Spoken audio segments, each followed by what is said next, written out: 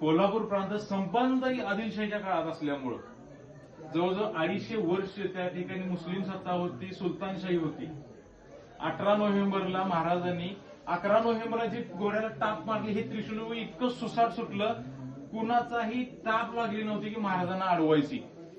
18 दिवसात 15 गडकोट महाराजांनी घेतल्यात. आजच्या काळात आपल्याला गाडीवरनं फिरायला एक गड फक्त फिरायला होत नाही, महाराजांनी लढाई करून जिंकून घेतलं. आणि हे सगळ्यात मोठं त्रिशूल विभव होतं. आजपासून फक्त तुमच्या लक्षात राहील, तेच त्रिशूल विभव महाराजांनी अप्लाय केलं होतं. करवीरचा कोट महाराजांनी घेतला. त्याच रात्री लक्षात आलं, पन्हाळगड सुद्धा आपल्याला रात्रीचे 9 वाजता ताब्यात आलाय.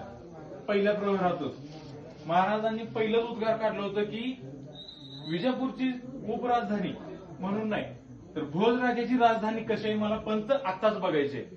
म्हणून 28 नोव्हेंबरला ज्यावेळेला पन्हाळगड स्वतंत्र स्वराज्यामध्ये आला, पहिल्यांदा स्वराज्यात आला, महाराजांनी 28 नोव्हेंबर